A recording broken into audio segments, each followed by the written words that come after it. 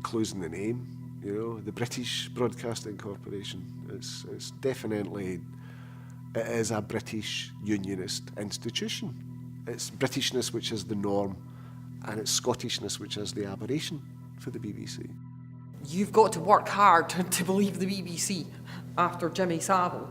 You must have to put effort in to think that there's any truth behind these guys. After the referendum, after Savile, how much more evidence do you need? We'd like to say that, in our opinion, it is not suitable for children or for those of you who may have a nervous disposition.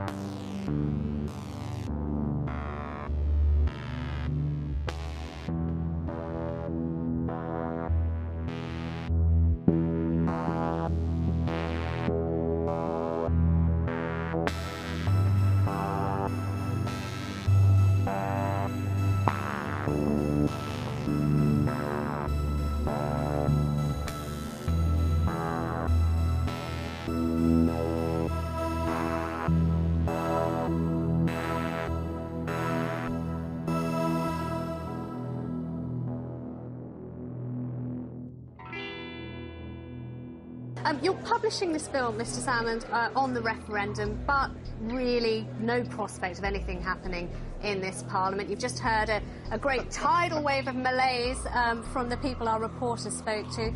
I mean, the fight's gone out of this, hasn't it, really? Wow. The usual impartiality of the British brainwashing corporation at its best.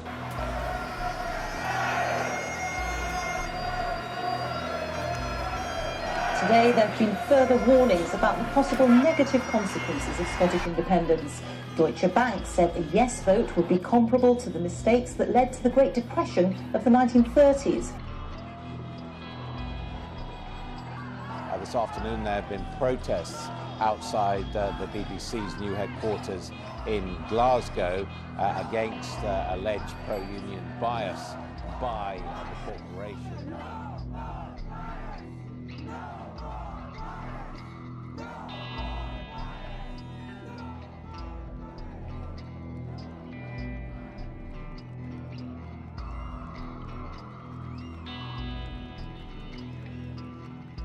I'm going to give you just a little rundown of some BBC headlines, okay? Now you can look these up on the BBC website. These are all actual headlines, and I think you'll see a theme coming through. Scottish independence, pension shortfall warning. I became quite startled by just how biased the coverage was, probably about 18 months out, and I started to actually research it. And I found, I think, 18 examples of a BBC headline which combined the words independence and warning. And plainly that doesn't happen by accident. Scottish independence, warning over weakened military. Scottish independence, Luxembourg warns against. The government of Luxembourg has warned against Scotland becoming an independent country. The country's foreign minister, Jean Asselborn, says that the current economic crisis in Europe spells a time for solidarity. The idea that Luxembourg, is a much smaller country than Scotland, and actually extremely economically successful, despite having almost no natural resources, unlike Scotland. The idea that Luxembourg was in a position to denigrate Scotland should make the lead headline on the BBC. Is just astonishing. Well, Luxembourg is one of the world's most successful small countries, but clearly its foreign minister, Jean Asselborn, doesn't want Scotland to pursue independence. And in fact, the Luxembourg government intervened to clarify that the BBC had misreported their foreign minister, and that wasn't what he'd said at all.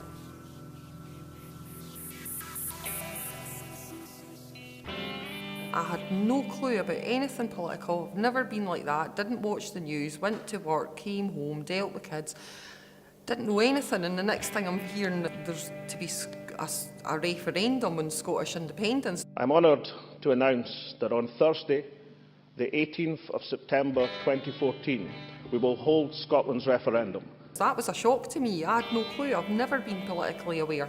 So I was neither a yes or a no at that stage, but I was very interested because it obviously seemed like a big deal to me. Well, somebody said you get your information on Scottish independence at Better Together. I went from Better Together to I start seeing people posting some real Scottish history, things that I can verify but weren't what I was taught. At that stage I had no idea of Scotland's real history. I had no idea that we had been manipulated at all. So then I start seeing that there's another side, there's the yes side, right? But because I've been here first and then I've been here and then I've been there, I'm like, well, who do you believe? So you end up, your study becomes more intense. And that's how I ended up coming to the belief that I was going to be a very, very ardent yeser. When I was a boy, I really enjoyed Monty Python, so I had my first impressions of the BBC or thing in my mind was Monty Python, which obviously is very funny and very would convey a good image of a corporation that's willing to allow creative talent to flourish. And throughout, I guess, over the 70s and 80s, when I was a boy growing up in the United States, I had this kind of distant idea of the BBC, you know, with the very posh English accents. There'll be further comment on the budget in the evening news at 5:40. But the image that was conveyed of, you know, this excellent quality, very good programming. So by my logic, oh well, their news must be very good too, or of impeccable integrity, of complete even-handedness in dealing with all situations, because after all, they're a public service and they couldn't possibly violate their the Royal Charter, which mandates that they be objective. But little did I realize.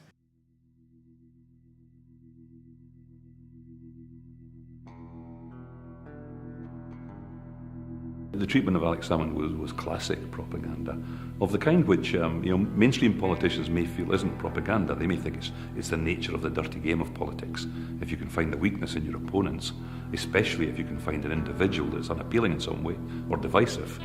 With Alex Salmond, I think the BBC and I have to say it was STV at that time as well, were both prone in any event which related to independence to link it immediately to Alex Salmond. I think part of that was unconscious. Part of it may have been this idea of news values.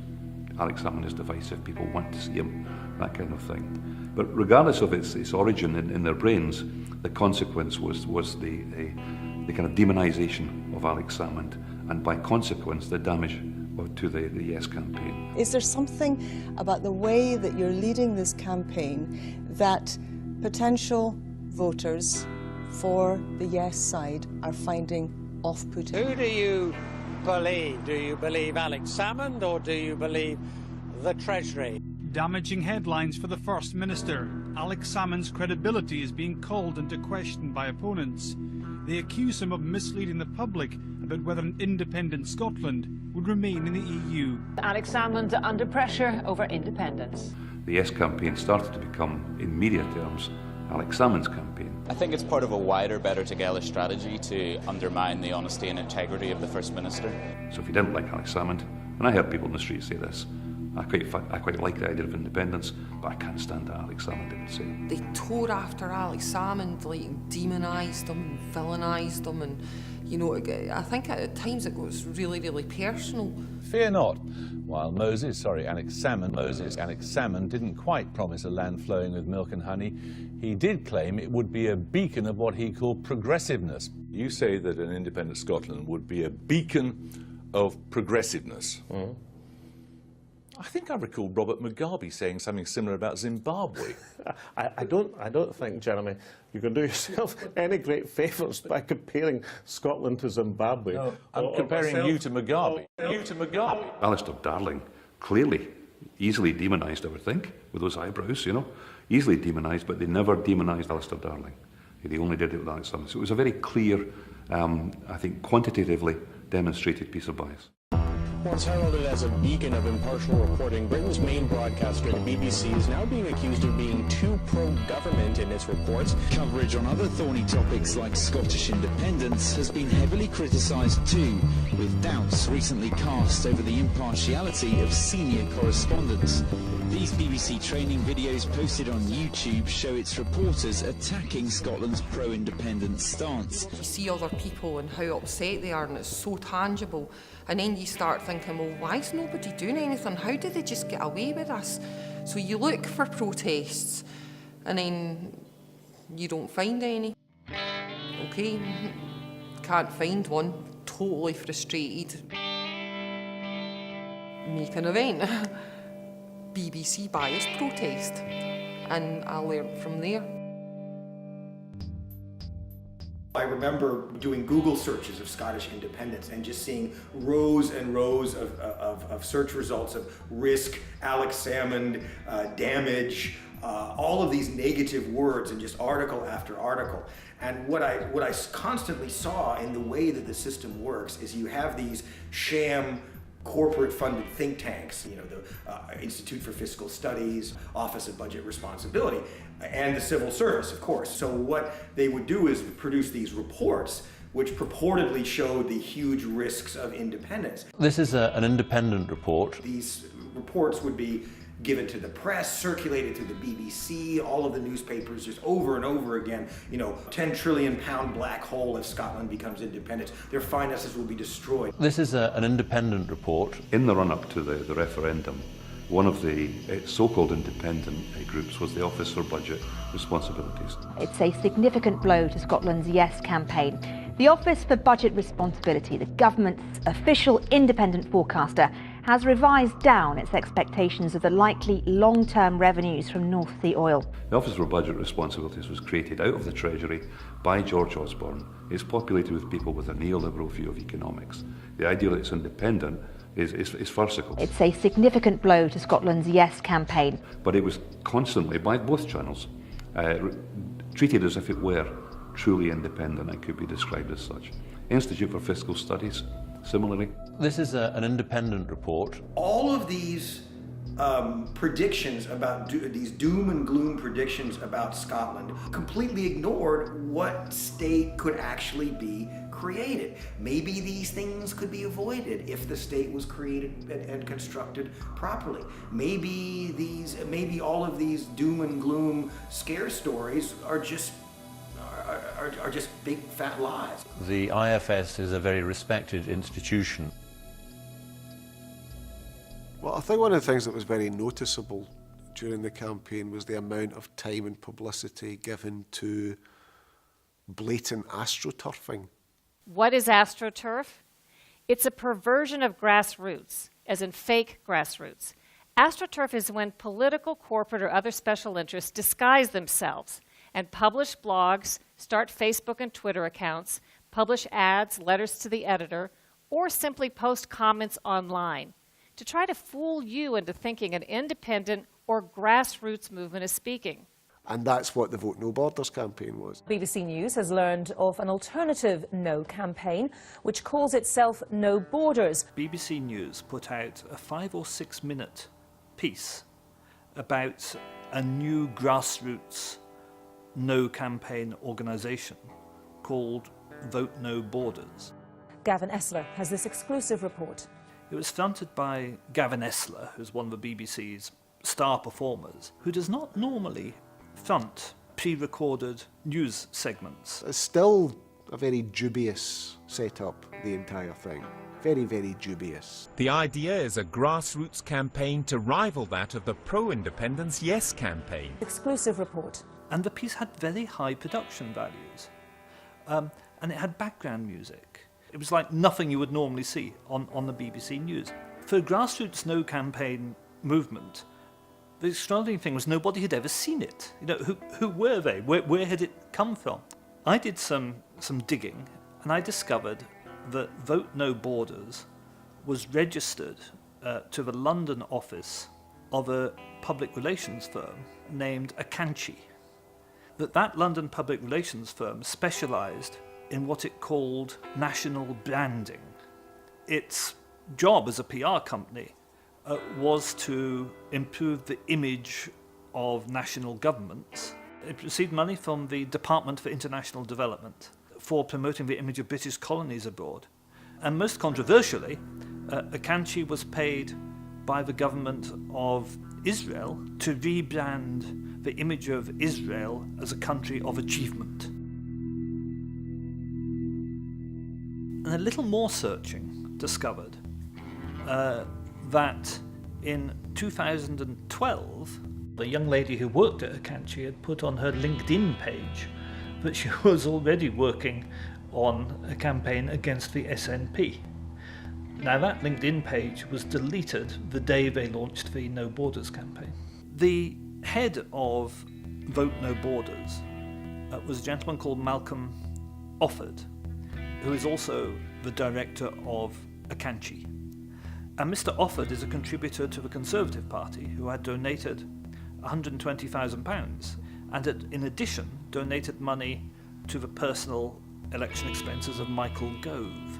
And Mr. Offord was talking about Vote No Borders and saying it was a grassroots movement of ordinary Scottish citizens who had risen up to defend the Union. Non-political, not affiliated to Better Together, a grassroots people campaign to allow voices to be heard from ordinary people who want to put their hand up and say, do you know what, I don't want to leave the Union, it works for me. In fact, I quite like it, it's like a cup of hot chocolate and I want to keep it. And it got a huge amount of publicity in the BBC. I seem to recall actually it was actually the lead story in Reporting Scotland. It was shown on the BBC 24 news channel every 30 minutes over a 24-hour period. It wasn't just on the BBC dedicated news channel, it was on every single BBC news bulletin, both UK and Scotland, all day. The Yes campaign was defined by grassroots movements. There was a huge amount of grassroots activity and it never got a tiny fraction of the same coverage. So here you have a PR company which is paid by governments and is in receipt of money from the UK government, which is producing this so-called campaigning organisation. Non-political. Which did not in fact exist. It actually had no members and no branches. And Gavin Esler, who is as capable of using Google as I am, did not ask Mr. Offord whether Vote No Borders was not related to the PR company Akanchi, with which it shared an office in London and of which Mr. Offord was chief executive. He did not ask Mr. Offord how many members and how many branches does Vote No Borders actually have. Instead, he just asked him simple pat-ball questions to enable him to portray this totally false vision of this new grassroots campaigning movement. That is just absolutely appalling journalism. It's not journalism, it's a peddling of state propaganda. You have this British state and Israeli state-funded organisation putting out pro-unionist propaganda which is made and paid for by the BBC and then pumped out absolutely all day, again and again and again. Non-political. And then with the timing of that to coincide with the launching of a very expensive cinema ad campaign, it really was quite shameless by the BBC. Have you heard the one about the Englishman, the Welshman and the Scot? No. They're in this bar in Rio and they get their passports nicked. Oh, aye. And what happens? The Englishman and the Welshman go to the British Embassy and get home. And the Scot? He's still there. That's not funny. I never said it was. Separation. It's no joke. And the fact that the BBC had done this huge promotion for an organisation which in the event proved not to exist at all, there was never any comeback for that. Is that not astonishing?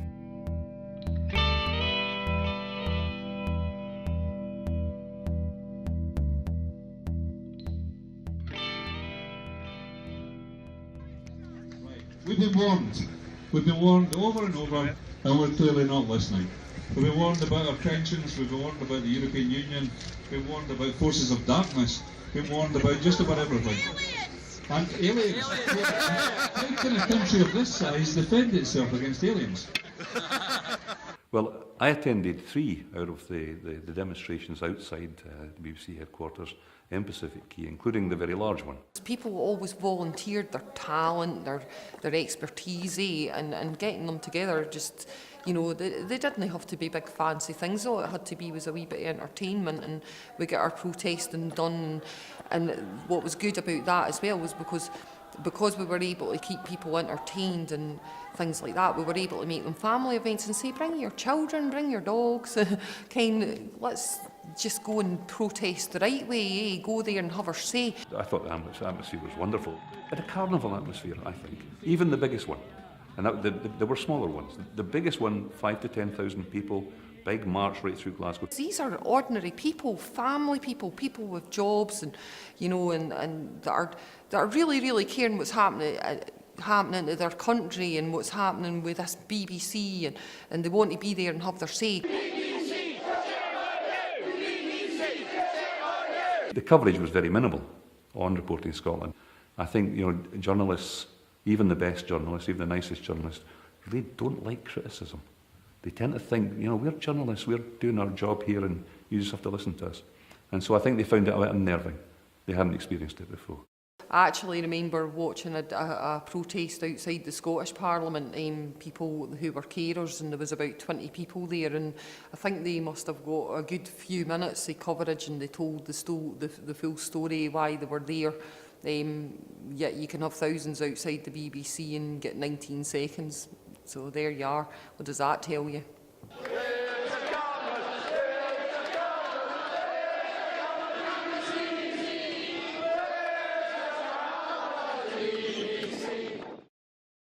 Another instance where I felt the BBC and, again, the Scottish media in general wasn't doing even the most basic research were the claims that were being made about Scottish membership of NATO. I mean, personally, I'm opposed to NATO membership. I don't want Scotland to be a member of NATO. But the claim was being made that Scotland wouldn't be allowed to be a member of NATO because Scotland would reject hosting nuclear missiles on its territory. NATO has suggested that if Scotland becomes a new state, it would not be a member of the military alliance and would have to apply to join. This former US ambassador to NATO says for Scotland to seek non-nuclear membership of the alliance would be a cause for concern. The SNP's idea that there'll be some quick fix and an independent Scotland could just rejoin NATO without any difficulties is fanciful. And that claim is nonsense. Spain used to host an American naval base. There's still an American naval base there, in Rota, near Cadiz, in the south of Spain. And it used to be a base for Polaris submarines and missiles. It became established in the 1950s when the dictator Franco was trying to worm his way back into the affections of America after having been a supporter of Hitler during the war. He allowed the Americans to host a nuclear base in Spanish territory. It was massively, massively unpopular in Spain, particularly after an incident in the 1960s when a plane carrying nuclear warheads crashed on its approach to the base. The B-52 and the KC-135 were refueling and they crashed, and there were 4 bombs aboard the B-52. Because of the amount of wreckage that was strewn over such a large area and the fact that there were nuclear weapons involved, we knew it was going to be a large-scale operation. When Franco died, there was massive pressure on the transitional Spanish government to get rid of these nuclear submarines. And they negotiated with the Americans to get rid of the nuclear subs, to get rid of the nuclear missiles. And then Spain went on to join NATO. The BBC never mentioned it. It was mentioned in my blog, it was mentioned on Usenet, it was mentioned in various other places. It was never, ever picked up. You don't have any excuses for not knowing that. You don't have any excuses for not reporting that, unless you don't want to report it. The BBC should just focus on comedies and nature shows. Don't even try to do the news. It's absurd. The bias is insane. The BBC is a mouthpiece for goddamn Westminster.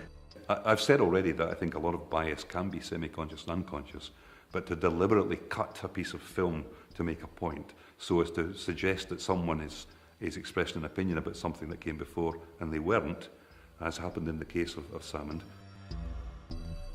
But I express my regret to Parliament that in retrospect I clearly did not get all of those judgments correct. So, regrets, but too few to mention for the SNP's critics.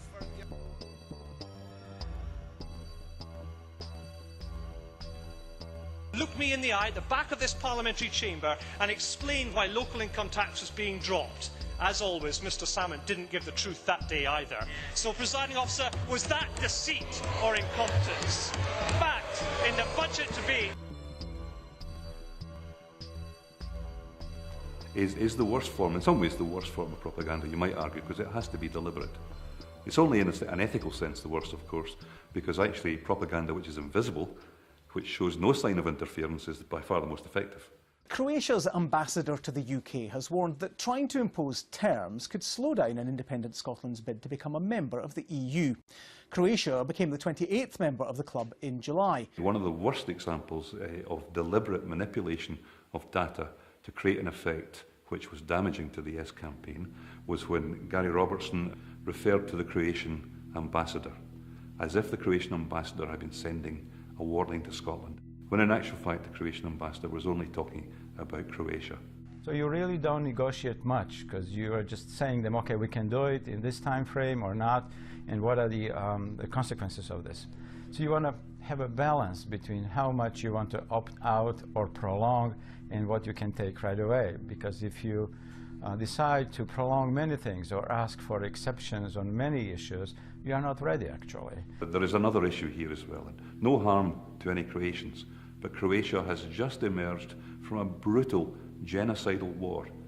It has no long history of stable institutions. Then to compare Scotland with a Balkan nation is really crazy. It's ridiculous.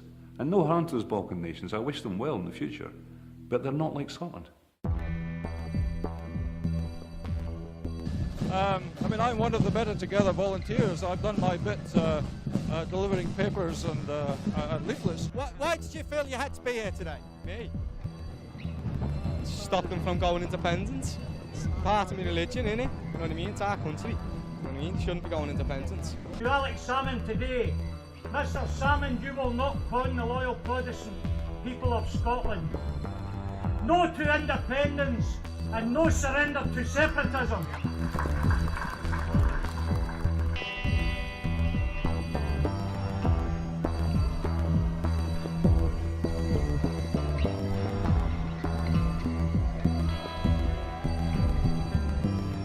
Scotland is treated by Westminster like mushrooms, okay? They keep them in the dark and they feed them poop, to use a TV-friendly phrase. And it's worked, you know, well for Westminster. They get a play on the oil without having to give anything back. Remember, an independent Scotland would be competing with England. Their credit rating would be higher because they have more assets than England, so they would get lower cost of funding, cheaper interest rates. They'd have a higher rating by the various rating agencies. And the UK doesn't want that competition. Ironically, if Scotland was independent, it would be great for England because then you'd have two competitive countries rallying to each other's competitive potential, and you'd have a great economic boom. But now that you have this dead wood stump that's still attached to the rump of England, you won't see that. You expect a national broadcaster to hold politicians to account and to scrutinise the claims that they make. But what was very evident during the referendum campaign was that one side was being subjected to considerably more scrutiny than the other. And an awful lot of the claims made by the No campaign were really being allowed just to stand without any scrutiny at all, particularly claims about the European Union. There was the automatic supposition that if Scotland voted for independence, that they would be outside of the EU. José Manuel Durão Barroso is a Portuguese politician who's the president of the European Commission. Before the referendum, Newsnet reported that the Spanish Partido Popular was attempting to form an alliance of anti-independence European parties in the European Parliament, and Barroso's party is associated with that grouping. Now, as I understand the situation, an independent Scotland would have to reapply for membership of the EU. The second question is, would it be welcome? I don't want to interfere, I repeat, on your referendum here and your discussion, democratic discussion here, but of course it will be extremely difficult to get the approval of all the other member states. They never ever examined Barroso's political affiliations within the European Parliament, and why he would be saying the things that he did. They also never reported on contrary statements that were made by other politicians within the European Parliament, which were saying basically that Barroso was overstepping the mark. Well, more than anything else, I think it's important to remain neutral in this debate, and I don't think it was up to President Barroso to say what he thinks about it. The way that the BBC was pushing this so hard with regard to Europe, they had Barroso on there. He said, "Oh no, it's it'll be impossible for them to stay within the EU," even though he had absolutely no authority whatsoever to make that assertion. He apparently wants to be the next General Secretary of NATO. In order to become that, he needs the support of the United Kingdom and David Cameron. So clearly he did that for reasons that probably aren't as legitimate as they appear. And so I believe it's going to be extremely difficult, if not impossible, a new member state coming out of one of our countries, getting the agreement of the other. The interview between Andrew Marr and Manuel Barroso was again another fine example of deliberate manipulation here. That Barroso had clearly been got at and advised that if he wanted, for example, to become head of NATO, he might need our support, government support. He was clearly a patsy in all of this. The absolute inability of the BBC to present counterexamples. Wait, can you really exclude 5.5 million people from the EU just like that? What does it mean to not be in the EU? Oh, the treaties don't apply. Scotland's already living by these treaties because they're in the UK, which is in the EU. What's the problem? Scotland is a developed European country with huge resources, which already complies with European legislation. And we'll be selling oil, gas and renewable energy to the rest of the continent. Think about that. And whiskey. Slange bar. Barroso said Scotland wouldn't be allowed to be a member of the European Union. When he seemed to be kind of prompted in that by Andrew Marr, who went on to agree with him. I think it would be quite hard to get back in, I have to say, but let's move on. Which was a shocking thing for a BBC reporter to do. They're not supposed to give their opinions, but Marr definitely did that. But let's move on. Can I just examine that for a second, Andrew? This is what the Andrew Marr analysis, as opposed to Sir David Edwards, having talked to Mr. Barroso, as opposed, Andrew, to the weight of evidence that's being presented to the Scottish Parliament's committees at the present moment. I don't know, is that an individual expression, or is that no, it's not. I've got no views on this, nor does the BBC. I've got no views on this, nor does the BBC. I was simply reflecting what Mr. Barroso said what your opinion was. I said I think it'll be quite difficult, having talked to Mr. Barroso, who is, after all, the President. Manuel Barroso said pretty much what the UK government wanted him to say. There was no real hard evidence for what he said. There was considerable evidence amongst other European politicians that Scotland will be welcomed. I think the BBC in Scotland is very much, it's very much a child of the Scottish media in general. And the Scottish media in general is overwhelmingly owned and controlled outside Scotland. Because the BBC relied upon the print media for the sources of a lot of its news, then obviously, because that's very biased towards the Unionist campaign, then the way that was reported on the BBC was also very, very biased, particularly when they were reporting on the press. Good Morning Scotland is a very different kettle of fish from Reporting Scotland or STV News. Those television news broadcasters are a little constrained. They did have to be quite clever, I thought, at times, to push the Unionist agenda. It was more subtle. Good Morning Scotland was astonishing. It was just astonishing. Now, I'm an academic. I shouldn't be using terms like disgraceful, disgusting, appalling. Its bias was naked. I wonder if any of them had clothes on in that studio, because it was incredible, the bias, the repetition, like almost Nazi propaganda, the hypnotic repetition of negativity. 7, 8 times in the show. The front page of the Times: financial turmoil hits Scotland is the headline. They're talking about Lloyds announcing it'll move headquarters to London after a yes vote. Front page of the Herald: the Union turns the heat on the yes camp. A mountain Paul decline, they say. Mason, who I'm sure you remember from Newsnight, he came out and said publicly, thank God I'm out of the BBC. They've gone into maximum propaganda overdrive. Not since the Iraq War has the propaganda been so atrocious. Over the Scotland Indie referendum. Scotsman gives its verdict on the choice before us. Says that we are blending together could dry up for Scottish home buyers if Scotland votes for independence. Major lender. Here's a major guy in the UK media coming out and basically pointing the finger at the BBC as propagandists. Front page of the Telegraph: economic fears, they say, put stop to salmon bandwagon. Front page of the Daily Mail: now the Union strikes back is its headline. They say that Mr Salmon's economic master plan was being torn apart as they put it by the leaders of Scotland's biggest industries, with the No campaign moving into the lead at the referendum race. Concerns rising in currency independent Scotland views and the outlook for house prices. This is the British Broadcasting Corporation. This is the British Broadcasting Corporation. Reporting on the referendum was taken over by London, and they came in with their big size 10s, knowing absolutely nothing about the delicacies of what they were standing on.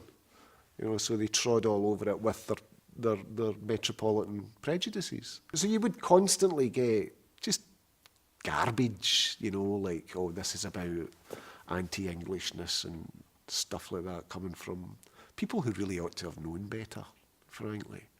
You know, and it was a form of anti-Scottish racism, really. You know, that Scottish people require, we require the sophisticated metropolitans in order to teach us how to be civilised. There's no real autonomy within BBC Scotland, and you know, in the referendum we saw during the campaign, in the news service in particular, executives and reporters being brought in from London to ensure that the reporting went the way London wanted it. But also, you know, we have to face up to the fact that for decades the Labour Party was the dominant force in Scottish politics, and the Labour Party was extremely focused on getting its own apparatchiks into positions of influence in all state bodies in Scotland, and especially in the BBC. And you know, you have personal allegiances, you have family relationships. The BBC Scottish News Service was essentially an adjunct of the Scottish Labour Party for many decades, and nothing has really been done to root that out. There are one or two individuals, I'm fairly sure, who are conscious manipulators. These are people with ties to the Labour Party and with visceral hatred, I think, of the SNP, Alex Salmond in particular, and a deep desire for continuity of a system in which they have thrived. One of the things that does anger me very much about the Unionists is the way that they try and make out that Scottish independence supporters saying that, you know, Scotland should have its own national broadcaster is a completely unreasonable thing to request, when in fact that's the norm. The norm is that self-governing regions and territories have their own broadcasters. Catalonia's got 5 TV channels. The Basque Country has God knows how many. Galicia has got broadcast channels of its own. They all do, except Scotland. I'm always going on about this. It's a place called Moldova, the poorest country in Europe. It used to be part of Romania until it was conquered by the Soviet Union at the end of the Second World War. But there's an ethnic minority who live within Moldova called the Gagauz people. And the Gagauz people are Orthodox Christian Turkish speakers. Fascinating people with a fascinating history.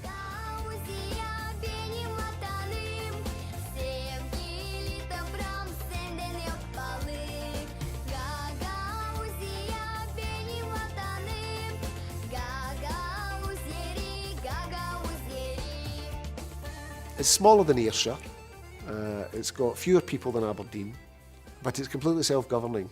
150,000 people in the poorest corner of the poorest country in Europe have got their own national broadcaster, but Scotland hasn't. And the bottom line is that the unionist parties in Westminster don't want Scotland to have a national broadcaster, because that means that Scotland will be capable of having conversations within Scotland about Scotland, and that will give us a perspective on Scotland that isn't controlled from Westminster. As far as the BBC ever was independent, I mean, it's always been the voice of the British establishment, but the British establishment has been, in the past, a rather wider and more split body than it is now. It is now absolutely focused around a series of neocon values that nobody is allowed to question. So it's not only the survival, unionism and the survival of the British state, it's the continuance of tridents, it's attacking other countries in the Middle East, or aggressive foreign policy. It's an austerity agenda when it comes to economics. People who disagree with any of these set tenets of the British establishment are treated by the BBC as idiots or fools. What was very blatant was that they treated the referendum debate as a party political thing. So you would have one member from the SNP and 3 unionists. So of course that was balanced. It had to be balanced. That's the BBC's version of balance. But balance in a referendum campaign, when it's a binary choice, it's yes or no, it means giving each side the same say. But that didn't happen up until the period of purdah, which was just a few days before. And even then, the purdah period was, well, they ran a coach and horses through that with the vow. A new poll for the UK Sunday Times newspaper shows 51% of Scots plan to vote yes.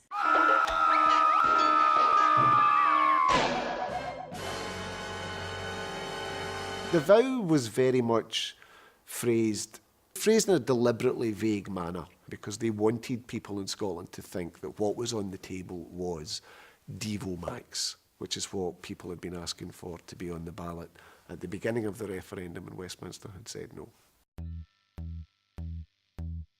Although Labour and Gordon Brown have been the driving force behind this new sort of Devo Max package being offered to Scots if they vote no, the Liberal Democrats and the Conservatives have clearly indicated they will back it. These proposals are radical, and we are putting them forward as a Labour Party. They change not just Scotland, but they change Britain.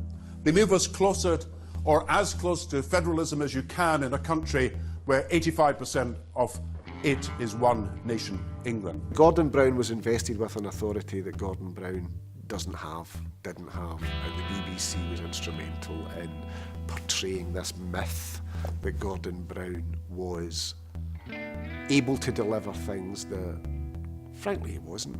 Gordon Brown was, at the time, a backbench opposition MP in a parliament he never bothered attending. The Devo Max pledge, largely developed by Gordon Brown, I think that was, again, another clear example of deliberate manipulative propaganda. It was played by the Tories, and Gordon Brown walked straight into that because he has a huge ego, and he allowed himself to be used as a tool, as a muppet, basically. David Cameron had his hand up Gordon Brown like that, and Gordon Brown was quite happy to go along with it, and the BBC was quite happy to go along with it too, because he was supporting the status quo, and that's what they wanted to preserve at all costs. Okay, let's assume that you do all come together and you agree these proposals. And then there was the infamous interview on Reporting Scotland with Jackie Bird and Alistair Darling. Let's call them Devo Max, for example. And she was actually feeding them, I thought. Now, Devo Max, a third option, is something that the coalition in this Better Together group, to which you belong throughout, didn't want. Now it seems you are offering, effectively, the voters a chance to vote yes or for Devo Max. Oh, so this is Devo Max, Super Devo Max. This is the Devoist Maxiest Devo Max in the history of Devo Maxiness. And this is the nearest thing to federalism. And it was outrageous, really, the way that she led him to make all sorts of claims about what was contained within this vow that were not at all substantiated. I think Reporting Scotland, I think Reporting and Jackie Bird presenting did a wonderful job of setting the scene for Gordon Brown to deliver that hammer blow against the Yes campaign. The vow was certainly not questioned by Jackie Bird. It was pumped up and it was presented to us as being, this is Devo Max. Let's call them Devo Max. I'm wary of demonising Jackie Bird because Jackie Bird's not the editor or the director there. I think, to be fair, Jackie Bird is not a very powerful figure. But I think Reporting Scotland certainly set the scene for that. And so that was collusion at the very least. It was collusion between, I think, the Labour Party and the Reporting Scotland elite. In shock, Brits woke up to headlines like these. Don't let me be the last Queen of Scotland. Last stand to keep the Union. A new poll for the UK Sunday Times newspaper shows 51% of Scots plan to vote yes. You know, towards the end of the referendum, you know, we kind of, it looked like there was a good chance we were going to get our independence. And then they were just, it was like Alex Salmond said, they threw everything at us. And at that point, we had the arrival of all the politicians. All aboard the Referendum Express as scores of Labour MPs travelled north this morning to try to assist the No campaign. Our Imperial Masters have arrived! Welcome, our Imperial Masters! Welcome to Scotland! And we had this push-up in the propaganda. The level of propaganda, I did a short report in that period, the level of propaganda went through the roof. Independents could see higher costs of trading being passed on to customers. Will be risks to businesses. Asda. Its boss Andy Clark said if Scotland went independent, its business would become more complex and costs would increase. It would be quite catastrophic economically for Scotland, bordering on the possibility of a depression. The consequences of independence are, potentially quite catastrophic. Do you think we, the Labour Party, do you think we would ever stand by and allow the NHS to be privatised or cut in Scotland? Every major Scottish bank would move their registered office to London. If there was a yes vote, it would have economic implications. For national institutions, mainly banks, would lose... What you had there was perhaps one of the most explicit examples of an establishment panicking and thinking we really have to stop this now. And they did, of course. I mean, it clearly scared people. Scared enough people to turn them, I think, because I think there was clearly a tide for yes, for a narrow yes win. Is actually a vision around which Scotland can unite. The Queen will accept the referendum result, whatever it is. That's her duty as a constitutional monarch. But nobody should be in any doubt. Any breakup of the United Kingdom would be a matter of deep, private sadness to her. So it did work. That was effective propaganda, but it was a real hammer blow of propaganda to get that effect. I wrote a piece on it in the blog about it. It was presented to us as a historical documentary. Rory Stewart, the Conservative MP for Penrith. During the referendum campaign, he was given the opportunity by the BBC to make a personal documentary on the borderlands between England and Scotland, in which his argument was that there is no border really, that the people both sides of the border are exactly the same, and historically the border never had any meaning to the communities either side of the border. Cairn is a traditional structure made in northern England and Scotland over the last 4,000 years. And it was just complete utter bollocks. It was all about his mad theory that there was this middle land, between the basically Scotland and England were artificial constructs and they were all really British. And this plainly was an interjection into the referendum campaign, disguised as an intellectual, historical account of the border by Rory Stewart. I think the Cairn's a great thing. It symbolises the union. The BBC gave a Conservative MP over an hour to make a documentary saying that the sense of Scottish nationhood wasn't real, that it was a myth, that it was unjustified. I can't imagine during a referendum campaign that the BBC would have given someone on the yes side an equal opportunity to make a documentary about their political theories about the origins of Scottish nationhood, for example, and how it really is a whole lot older than Britishness. Rory Stewart is a former MI6 officer. He denies he's a former MI6 officer. I should say that he was working for MI6 in Afghanistan while I was British ambassador in neighbouring Uzbekistan, and I actually met him in his capacity as an MI6 officer. Stuart's not only ex-MI6, he was the tutor to Prince Charles's children, to William and Harry at one stage, and Stuart's father was actually the deputy head of MI6. So, a deeply, deeply establishment family. Where did he get the money for this? Where did that come from? It was funded by the BBC. The BBC spent lots of money on it, and it would be very interesting to know how that came to be commissioned.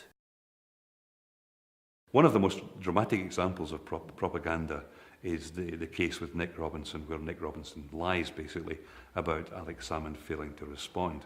This week, reporters have flown to Edinburgh from all over the world, but Alex Salmond knows that for victory, he needs to reassure voters at home.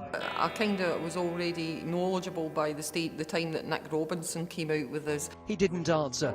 And that was the one that I showed my fiancé, and up until then he was like, you're going on and on about the BBC, but really, are they? And actually showing him, and you're like, well, there's the most obvious sign of it.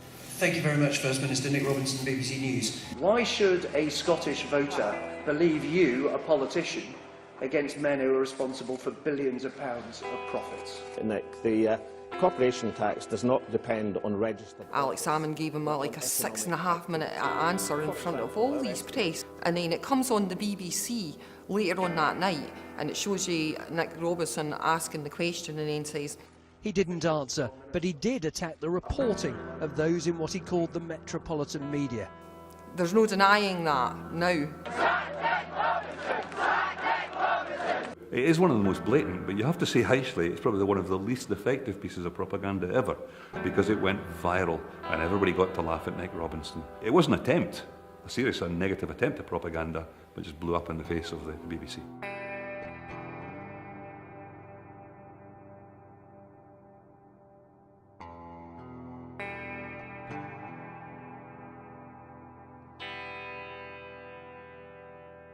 Something that I found absolutely stupefying was this notion of a license fee.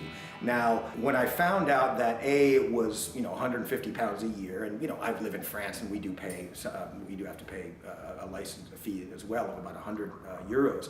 But when I found out it was a criminal offence, I was like, what? Huh? Like these little police guys going around or knocking on your doors, getting you to like a mafia racket. If you don't pay up. For there to be this extortion of money to fund something that people don't like and many hold in deep contempt, in order to force them to pay it, I mean that sounds pretty totalitarian to me. And then realizing that, at least in the context of the Scottish independence referendum, this money was going to London to be used to finance this propaganda to the Scots. So they're using they're taking their money to convince them that they can't be an independent country. It was just absolutely bewildering.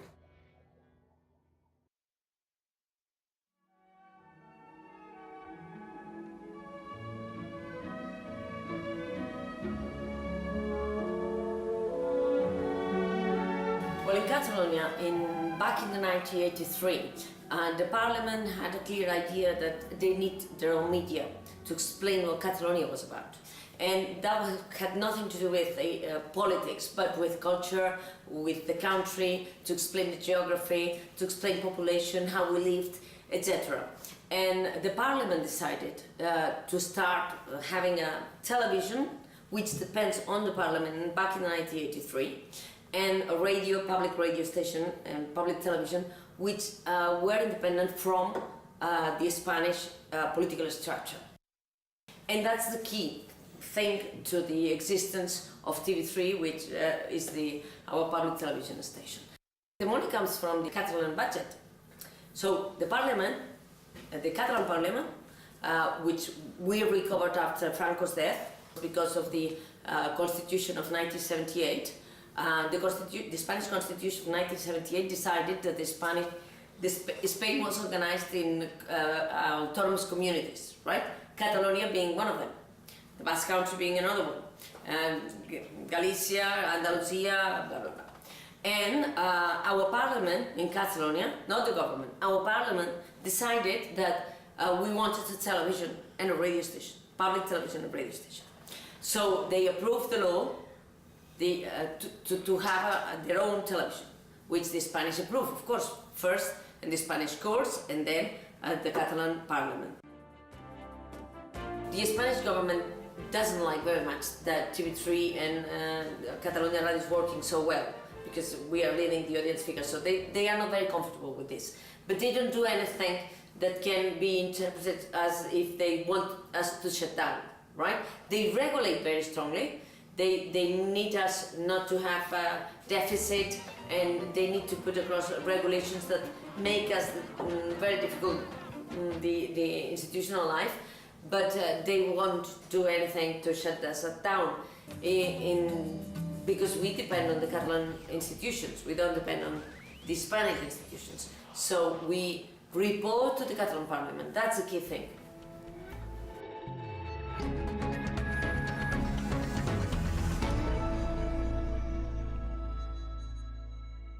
Basically, our sources were, on the one hand, our correspondents there, which are based in London. So the perception of what was going on in Scotland, it was, of course, through London. And on the other hand, and thanks to internet, of course, we got to the main, the most important media in the UK. So we're talking about the BBC, we're talking about The Guardian. When we're talking about how the UK is seen abroad, so I'm quite sure that the information coming from the British government was somehow overplaced. This is probably why we had this idea that the debate that was going on in the UK was very civilized. At the same time, I have to say that as we were sending our special reporters to Glasgow, to Edinburgh, to everywhere in Scotland, how things were a bit different. For example, we had the sensation, we had the feeling that on the ground, the most popular vote would be for independence. So when you saw the campaign with the meetings really full, you would see that there was a passion for independence. On the other hand, you would see that the campaign for staying in the UK was based purely on lobbies or big organizations or companies that had the interest of keeping Scotland within the UK. What has happened in Catalonia is that there was a social movement called National Assembly, Catalan National Assembly, which is very important to understand the Catalan movement, apart from the media coverage. With the Catalan National Assembly is a social movement that has been growing up very quickly through all the country and has been mobilizing everyone who wants independence to go to the streets and demonstrate. That's what really took people up to the streets, not the television. The Catalan television and radio did is explain what was going on. But who mobilized the people was the Catalan National Assembly. Now we will see what happened, because now it's a time of politics. And when it comes to institutions, social movements need to give some room to politics, see what they do. But the social movement has been cued really to this independent project.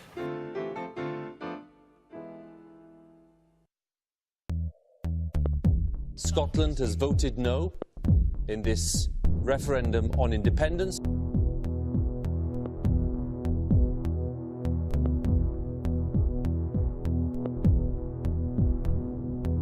Take a land, take a land, take a land, take a land, take a land, take a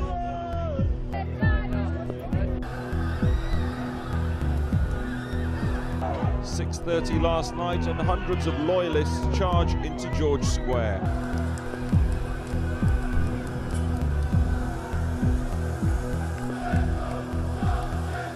I remember the headline in the BBC was "Disturbances in George Square between supporters of independence and supporters of the Union." I think it was just portrayed as. So it was given as there was a moral equivalence there, that it was both sides fighting, when it wasn't. It was fascists who support the union attacking independent supporters. That's what happened. People with pro-independence badges were assaulted.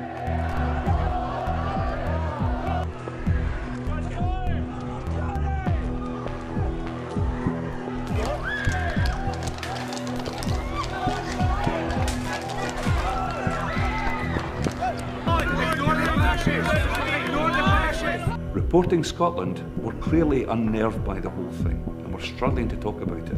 I think they panicked because they saw that very quickly this incident could cast the No campaign in a very negative, violent light.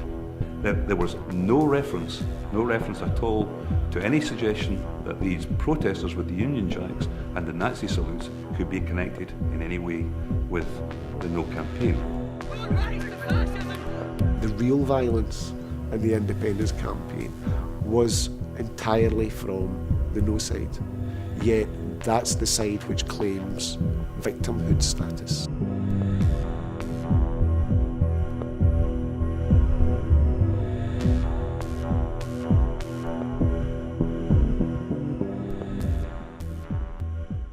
I think this is the most creative time that I can remember in Scottish political debate. There are ideas being put onto the agenda for the future of Scotland. What I did see coming out of the referendum, and I think which was one of the most positive aspects of it, was first of all a great political awakening within Scotland. The Scotland that I saw briefly back in the 1990s and the Scotland that I experienced during the referendum was completely different. And obviously part of that awakening is the emergence of new independent media, although not on the scale of the BBC, at least yet. You have, for example, Newsnet Scotland that I wrote for, Wings Over Scotland, Independence Live.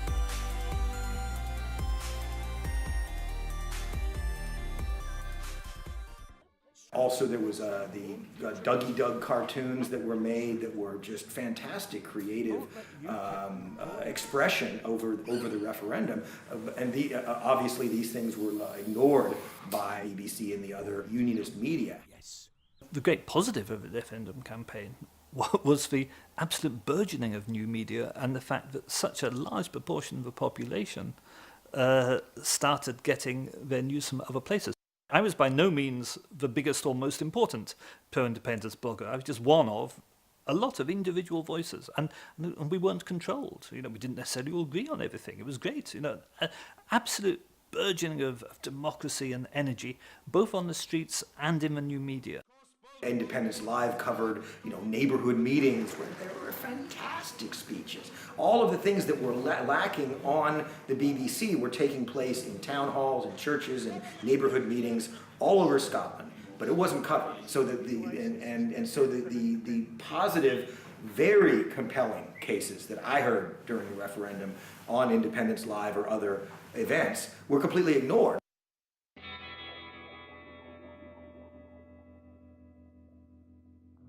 The Scottish referendum campaign showed up the BBC in its worst possible light for everyone in Scotland to see. And I think trust in the BBC in Scotland is now extremely low. But it did more than that, of course, because in Scotland people could see that there was a massive gap between what the BBC was reporting and the truth. People then suddenly realised, wow, maybe they're not actually telling us the truth about Israel or Syria or anything else. And so I think the scepticism in Scotland about the BBC now goes beyond the question of independence. People have had the scales fall from their eyes, and they realise now that the BBC is simply a state propaganda organisation like the majority of state media organisations throughout the world. It's a shock and it's disappointing and you just feel cheated. It's saddening as well to see,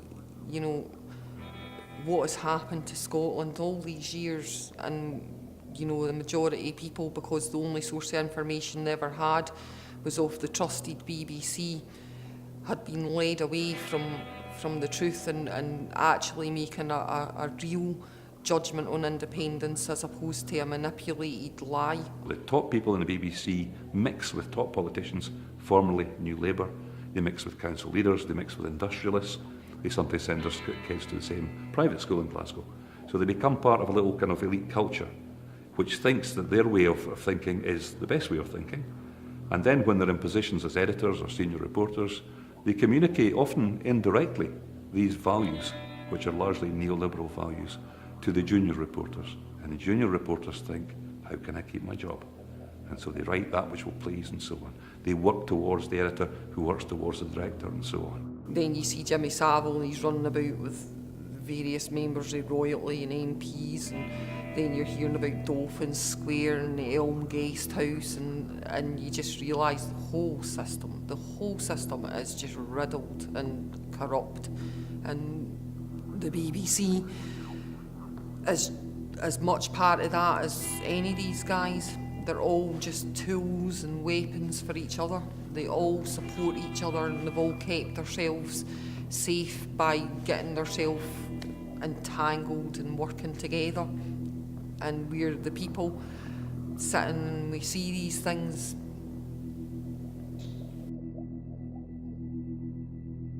I come from this background of having worked all around the world on politics and diplomacy. And I have become sceptical that it's possible to have a state media that isn't a tool for the state, for state propaganda. If Scotland becomes independent, I actually don't want an independent Scotland to have a state broadcaster. I think we've got beyond being the kind of state that needs a state broadcaster. In this age of new media and multiple platforms and thousands of channels on TV and radio, a state broadcaster is no longer needed. I think it's a very special time, and I think there will be big changes in Scotland. The evolution of the BBC to Scotland, I think, won't really work. I don't think it's possible for the institution to be one institution, have a devolved section. There's got to be one boss, and the boss will be in London. And when things get tough, when the going gets tough, the devolved Scottish BBC won't be independent enough to satisfy the more than 50% of the Scottish population now who despise them. Assuming a new referendum comes about within the next few years or so, I just don't, there's no way that the BBC has the credibility to play the same role it did, because like the Labour Party, they saw what they're all about, really, and they're keeping the union together at all costs, even at the expense of self-determination and democracy.